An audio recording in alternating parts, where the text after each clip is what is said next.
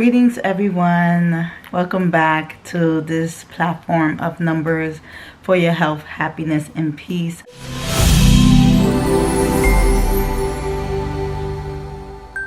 I am Mata Tatiana, and today, if you are clicking this video, maybe you are curious to understand what your age means according to numerology.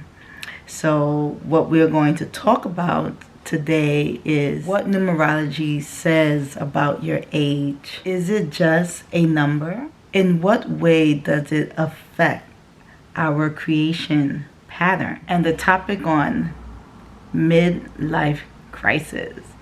When we're reaching a particular age, maybe in your 40s, 50s, 60s, and we start panicking because we want to know where we're at, what we're doing, we'll understand more the purpose of life. We are going to be tapping to all of these questions in this video. So what numerology says about your age. When it comes to numerology, it is a science to understanding the waves of life, the cycles of life, the patterns and the rhythm that we will encounter and have to embrace.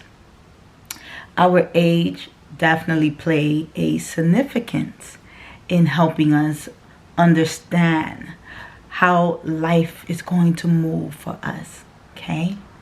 So, of course, in zero state, when you are in the womb, up to your last teen, 19, we are very dependent. Very dependent. We need our caretakers. We need our parents. We need our uncles. We need our aunts. We need our grandparents, right? And how we are treated in such a young age from zero, from the womb, out to age 12 played a major significance on how we are going to create. Because we are so dependent, we adapt a lot of habits. From whom? From everyone around us. And most of the time, not all the time, we may have parents that don't understand our behaviors, our condition, because they were also probably raised with the same habits that they are raising us in, right? So they weren't probably able to express themselves, so they may aid in having you suppress what you feel and things like that, right? Or maybe you may have parents that are very free-spirited, to the point that they may be a bit neglectful. You may have to raise yourself. You may have to figure it out on your own. Or maybe you had amazing parents, right? But didn't know that you would go out to the world and share a world with people that probably did not have the amazingness you had. And you may end up feeling guilty that you had all this goodness and they didn't, and then try to place or substitute that, or feel bad that you were given so much, okay? So in that stage from zero, from the womb, we already expressing ourselves, right? How many times our parents probably said, or maybe you said, oh, this child's gonna have a lot of energy, or this child's gonna be lazy, right? How many times from the womb already the child is creating its mark, okay? And then in our 20s, we are very studious. Most of us are going into college. Most of us are trying to discover the sacredness of life, okay? So we are curious as well.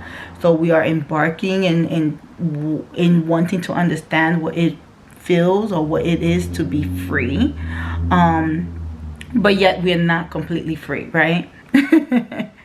So then we merge into our 30s, and in our 30s we are in this stage of success, competition, wanting to leave our mark, wanting to express ourselves, wanting to be recognized. And that's very important, you know. I know some people that I have worked with, and also myself, I can speak from my own experience, where we say, in my 30s, I already want to be at this stage in my career. Or in my 30s, I already want to own my own car or my own house. Or I should be married and I should have kids, right? This is going to be a little bit on the midlife crisis, right? Because when we don't reach that mark, we go into this stage of depression, okay? So the urgency is real, okay? And then in our 40s, this is when priority becomes a big deal. Priority. You really start realizing that you cannot do what you used to do in your teens, okay? This is when you realize, I really need to keep my promises. You know, if I'm going to start a regimen of working out, if I'm going to take action in my dreams and my aspirations, I need to revamp, I need to restart. So this is an age where you are more serious. You are taking things more serious. And I like to say that my 50s are dreamers, big dreamers, okay? Because my 50s, you are in this preparation of retirement, right? Which I always recommend people never to retire, for obvious reasons. That's going to be a part of the midlife crisis, okay? So big dreamers, my 50s, are preparing themselves to see what they want to do when they retire, where they want to move to, who are they going to become, what do I do in this next leap. So dreaming big, you may even find yourself going on more vacations.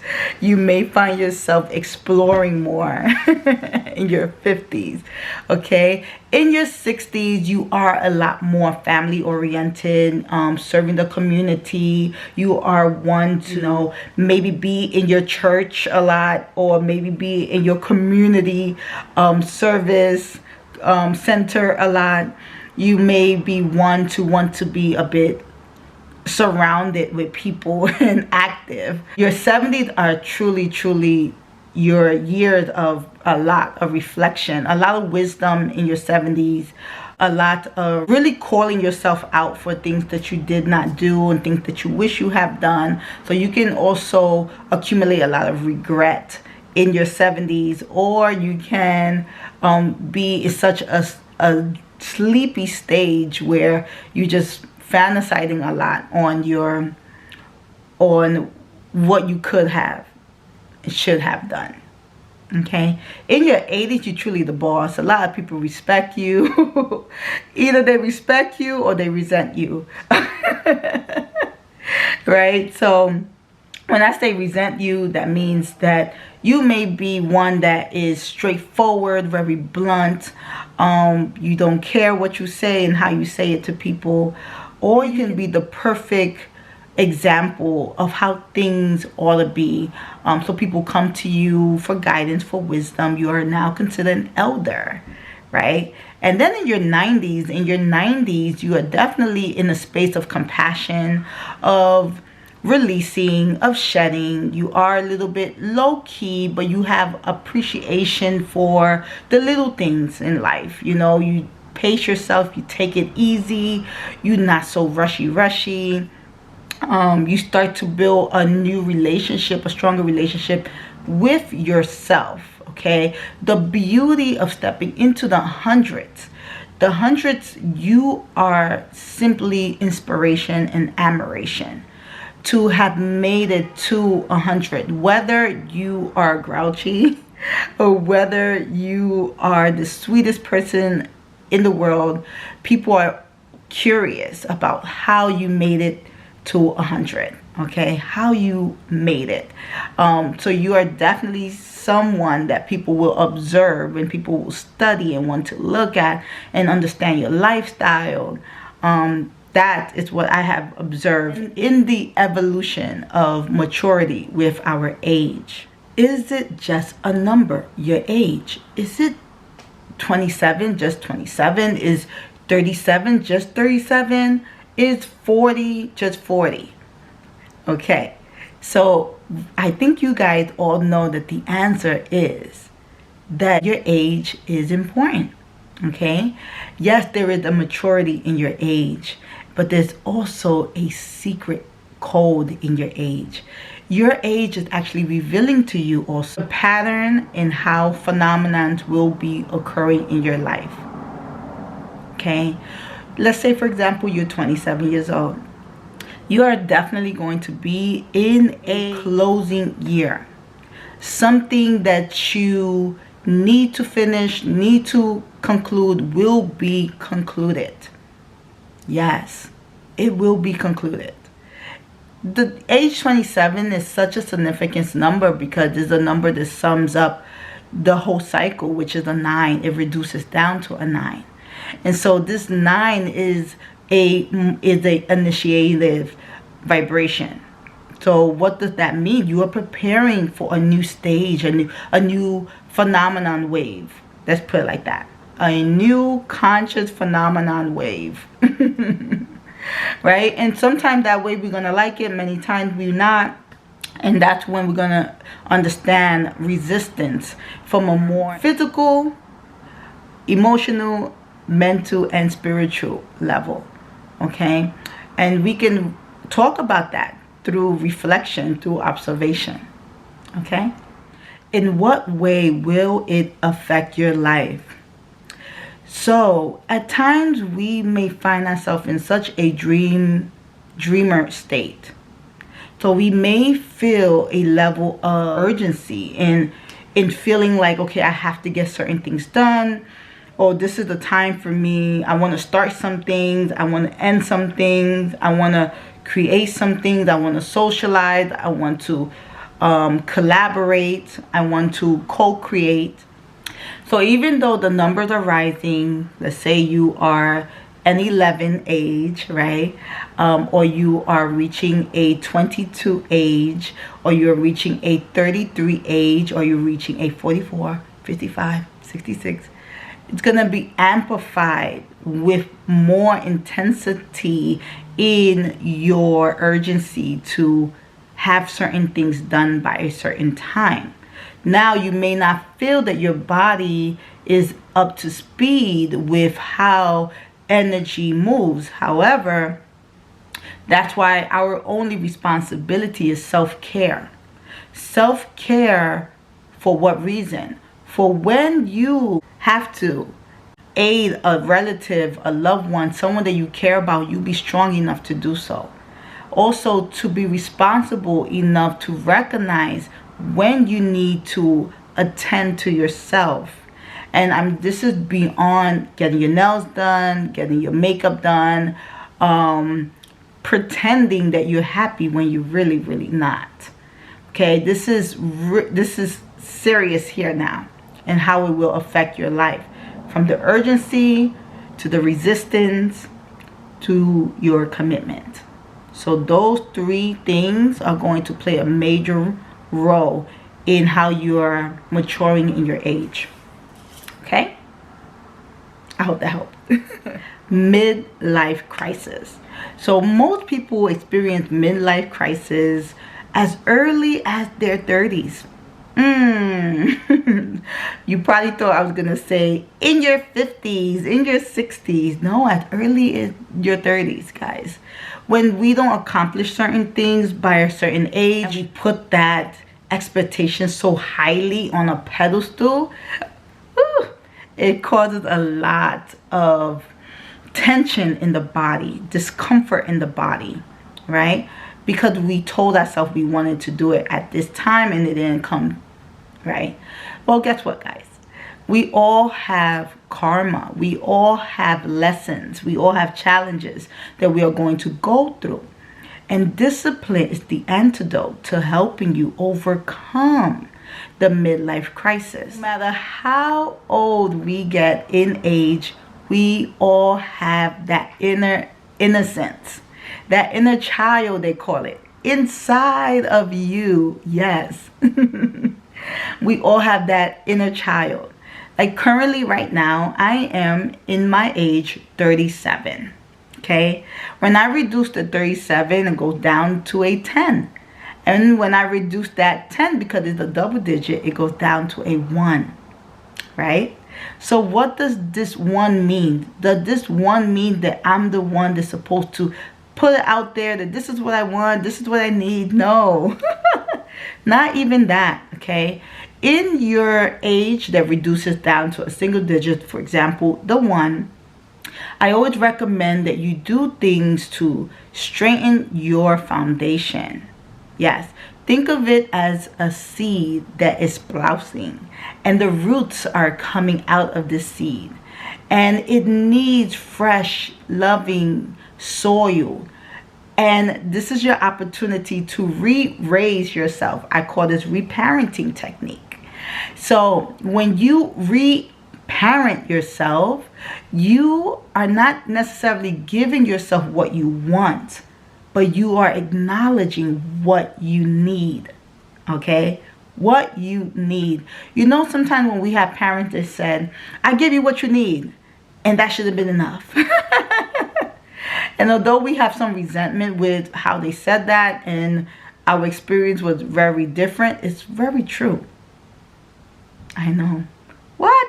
They didn't give me what I need. Right? However, according to what they felt was the bare minimum is what they gave us. And because we came here with lessons, we came here with things that we needed to confront and face and mature and experience, it was actually an opportunity for us. When you allow yourself to be aware of the levels and stages that we will come into, you will embrace it with more ease and grace. And then observe, wow, from the other person's perspective, currently where they're at. Yeah.